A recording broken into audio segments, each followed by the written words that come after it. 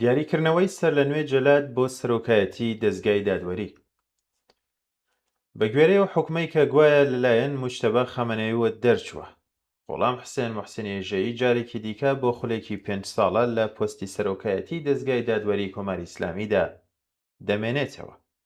ئەم دەست نیشانکردنە بە پێچەوانەی ڕواڵەتە ئیداریەکەی هیچ مانایەکی نییە جگە لە بەردەوامی سیاسەتێک ڕژێمێکی کە کاریگەرترین ئامڕازی سەرکوتکردنی خۆی لە شوێنی خۆیدا دەهێڵێتەوە، لەبەرەوەیە کە هێشتا پێویستی پێیەتی. ئێژەیی بۆ بەیتی ڕێبەری دادوەرێکی یاسایی نییە، ئەو یەکێک لە بەرنامەڕێژانی دێرینەی دەزگای ئەمنی دادوەری حکوومەت کات دەکرێت کارنامەکەی وەکو مێژوویەکی چڕکراوەی سەرکوت لە کۆماری ئیسلامیدا سیر بکرێت. ئێژەیی کە لە ساڵی 1335 هێتاوی لە گوندی ئیژەی ئیسفەهان لەدایک بوو و پەروەردەکراوی قوتابخانەیەکی حەقانیە، چالاکیەکانی خۆی لە مانگەکانی کۆتایی ساڵی 1358 لە دادستانی شۆڕش وەک لێکۆڵەر دەست پێ کرد. ساڵەکانی یەکەمی چالاکی ئەو ڕێک هاوکاتە لەگەڵ ئەو قۆناغەی کە هەزاران زیندانی سیاسی لە زیندانەکانی کۆماری ئیسلامیدا لەژێر ئەشکەنجە و لە سێدارەدانی خێرا و بێدادگاییکردندا بوون. لەو سەردەمەدا ئەو لە پاڵ ئەسەدوڵڵا لاجەوەردی یەکێک لە ناسراوترین سیماکانی سەرکوتی دەی شەست چالاکی دەکرد و لە ناو هەمان ئەو پێکهاتەیەدا کاری دەکرد کە کۆمەڵکوژی زیندانیانی سیاسی ساڵی 1367 خۆڵقان. ناوی ئەو چەندین جار لە گێڕانەوەی ڕزگاربووان و بنەماڵەی قوربانیانی ئەو دەیەدا بەتایبەت لە دۆسی لە سێدەردانی بە کۆمەڵی زیندانیانی قەیدەتیدا هاتووەتە گۆڕێ. لە دەیەی هەفتادا ناوێژەی بەوە گرێدرا کە بە گەڵاڵەی ئەلغەدیر دەناسرا، گەڵاڵەیەک کە بە وتەی توێژەرانی مافی مرۆڤ ئامانجەکەی بریتی بوو لە ڕفاندن، بێستەر و شوێنکردن و لە زۆر حاڵەتیشدا کوشتنی زیندانیانی سیاسی پێشوو و دواتریش نووسەران و ڕۆشنبیرانی ڕخنەگر. ئەم دۆسیە زەمینەی خۆشکرد بۆ ئەوەی کە دواتر ناوینرا قەتڵە زنجیرەییەکان لە هەمان قۆناغدا لە نێوان ساڵەکانی 1370 هەتاوی تا 1379 ناوبرا وەکو نوێنەری دەزگای دادوەری لە دەستەی چاودێری چاپەمەنیەکان، ڕۆڵێکی کاریگەری هەبوو لە داخستنی بەربڵاوی بڵاوکراوە سەربەخۆ و ڕۆژنامەکانی ڕێفۆرم خوازاندا. لە کاتی خۆپیشاندانەکانی ساڵی 1388 ئێژەیەی هاوکات وەزیری ئیتلاعات و داواکاری گەشتی وڵات بوو. تێکەڵکردنی ئەم بەرپرسیارەتیانە ئەوی خستە ناو جەرگەی دەزگای دەست بەسەرکردن، لێکۆڵینەوە و دەرکردنی حوکمی قورس لە دژی خۆپیشاندەران. راپۆرتە جۆرە و جۆرەکانی مافی مرۆڤ باز لە ڕۆڵی ئەو لە دۆسیەکانی ئەشکەنجەدان و وەرگرتنی دانپێدانانی زۆرم لێ لە دەست بەسەرکراوانی ئەو ساڵانە دەکەن. لە بواری مافی ژناندا ڕێکخراوی جیهانی ژنان لە ساڵی 1390دا بەهۆی هەڵوێستەکانی سەبارەت بە سنووردارکردنی مافی تەلاق بۆ ژنان ئەوی وەک دژە ژنترین دادوەری جیهان وەسف کرد.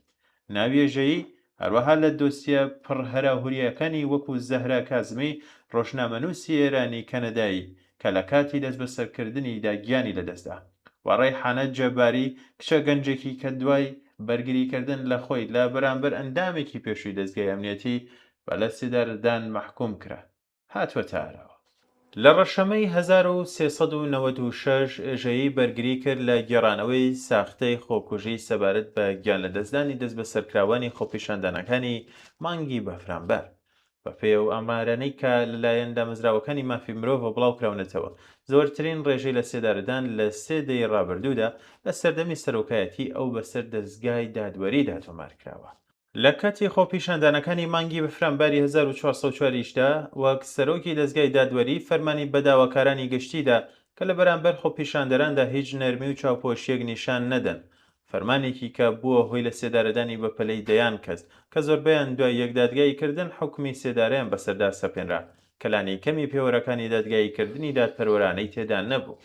بەڵام ئەوەی کە لە کارنامەی ئێژەییدا دەیبینین تەنها ژیاننامەی کەسێک نییە، بەڵکو وێنەیەکی چڕکراوەی ئەو میکانیزمەیە کە ناوی دەستگای دادوەری کۆماری ئیسلامیە، دەستگایەکی کە لەسەر بنەمای فەقیهی شیعە دامەزراوە و بەشێکی گەورەی دانیشتوانی وڵاتی لە بازنەی یەکسانی یاساییەوە دەرناوە. ژنان کە نیوەی دانیشتوانی وڵات پێک دەهێنن لە هێستەکانی ئەم دەستگایەدا لە زۆرێک لە بوارەکانی میرات، شایەتیدان، خوێنبەها و مافەکانی خێزاندا بە نیوەی پیاوە ژمار دەکرێن و لە هەندێک حاڵەتیشدا بە شێوەیەکی بنەڕەتی لە هەر جۆرە پێگەیەکی یاسایی سەربەخۆ بێبەشن. پەیڕەوانی ئاینەکانی دەرەوەی ئیسلام لەوانە سوننە و بەهاییەکان ڕوبەڕووی پێشێلکاریە ئاشکرای مافی هاوڵاتی بوون دەبنەوە. سێکۆلارەکان، سۆسیالیستەکان و کۆمونیستەکان لەم نیزامە یاساییەدا لە هەمان سەرەتاوە لە مافی ژیان بێبەشکراون. ناوی ئەفساد فیل ئەرزیان بەسەردا بڕاوە و دەیان هەزار کەسیان لە سێدارە دراون یان ناچار بەجێهێشتنی وڵاتی کراون. لە باڵاکانی ئەم دەستگایە لە دادوەری دادوەرانەوە بگرێت تا بەرپرسانی دادگاکانی ئینقلاب زیاتر لەناو ئەو کەسانەدا هەڵبژێردراون کە دەستیان لە کۆمەڵکوژی زیندانیانی سیاسی دەی 60دا هەبووە. گەندەڵی بەربڵاو لەم دەستگایەدا بەشێکە لە ڕێسەی کارکردنی بەرتیلخۆری هاوبەشی لەگەڵ تاڵانکارانی ئابووری دەرکردنی حکومی قورس بۆ تاوانبارە بچووکەکانی لە پاڵ لێخۆشببوونی چەند بارەی کەسانی گەندەڵی نزیک لە بازنەی دەسەڵات وێنەی دادپەروەریەکی دووفاقە دەخاتە ڕوو. دیاردەی شایەتی بەکرێگیراو و تەنانەت زیندانی بەکرێگیراو کە لە بەرامبەر وەرگرتنی پارەدا تۆمەتی کەسانی دیکە دەگرێتە ئەستۆ تا تاوانبارە سەرەکیەکە لە سزاکەی ڕزگاری بێت. ئیتر دەنگۆ نییە، بەڵکو بەشێکی ناسراوە لە کارکردنی ئەم دامەزراوەیە.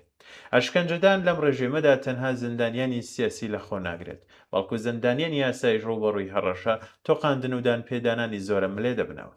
زۆرێک لە دۆسیەکانی لە سێدارەدان یان زیندانیکردنی درێژخایەن لەسەر بنەمای دەربڕینی ئەم دانپێدانانە زۆرم لێیە وەرگیراون. لەم سیستەمەدا دزە بچووکەکان لێکۆڵینەوەیان لەگەڵ دەکرێت لە کاتێکدا تاڵانکاریە ملیاردیەکان یان ملیاردێرەکان چاوپۆشیان لێ دەکرێت. فرۆشیارانی وردەی مادەی هۆشبەر سزا دەدرێن لە کاتێکدا تۆڕە گەورەکانی دابشکردن زۆرجار لە پەیوەندیدان لەگەڵ بە پرسە باڵەکاندا. ئەو ژنانەی کە لە ئەنجامی زیانە کۆمەڵایەتیەکان و هەژاریدا ڕوو لە لەشفرۆشی دەکەن سزا دەدرێن و سوکایەتیان پێدەکرێت لە کاتێکدا بەڕێوبەرانی سنتەرەکانی فەساد تایبەت بە دەوڵەمەندەکان لە لێ پێچینەوەی دادوەری دەپارێزرێن. قاچاقچیەتی مرۆڤ کە کچانی تازەلاو بە مەبەستی کۆیلایەتی سێکسی دەفرۆشن بە ئازادی چالاشی دەکەن لە کاتێکدا گەشتە ئەمنیەکان بە بیانووی بەدحیجابی مافە کەسیەکانی هاوڵاتیان پێشێل دەکەن.